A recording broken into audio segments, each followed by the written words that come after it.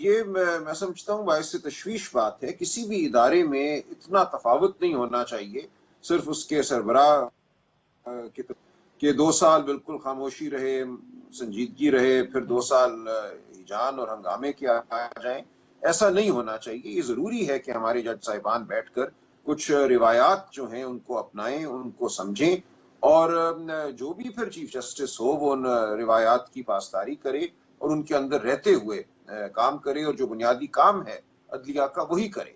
देखिए, माशरे में बहुत कबाहतें हैं, बहुत खराबियां हैं, बहुत नाइंसाफियां हैं, लेकिन अदलिया अगर ये समझे कि इन सबको वो ठीक कर सकती है, खा वो आर्टिकल 9 राइट टू लाइफ का सहारा ले, किसी और बुनियादी हक का सहारा ले, तो ऐसा नहीं होगा। जहां भी दुनिया में अदलिया ने ऐसा करने की कोशिश की है, बिलाखिर नाकामी हुई है। दूसरा जो आपका सवाल था कि 58(2)B के बाद अदलिया का जो रोल है वो क्या है, क्या अदलिया को इस्तेमाल किया जाता है हुकूमतों को गिराने के लिए।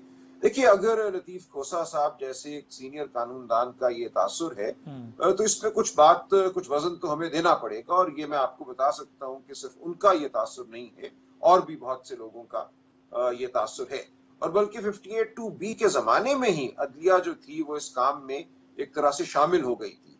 हर बार जब 58(2)B के तहत किसी असेंबली को तहलील किया जाता था तो मामला अदालत में चला जाता था और फिर बिलाखिर अदालत का फैसला तय करता था कि उस असेंबली ने तहलील रहना है या वापस आना है, हुकूमत ने वापस आना है या नहीं आना। तो एक तरह से हुकूमत साजी में अदलिया शामिल हो गई थी 58(2)B के दौर ही में। और 58(2)B के खत्म होने के बाद भी हमने देखा कि एक तरह से वो रिवायत चलती रही। वो जफर अली शाह केस हो जहां एक मार्शल लॉ का मामला था, या उसके बाद मामलात हो अदलिया और हुकूमत के जो बाहमी ताल्लुकात हैं, उस हवाले से हम देखते हैं कुछ अदबार में हुकूमत को बहुत मुश्किलात पेश आती हैं अदलिया से, कुछ अदबार में बिल्कुल मुश्किल पेश नहीं आती। तो ये तमाम बातें जो हैं सवाल जरूर पैदा करती हैं।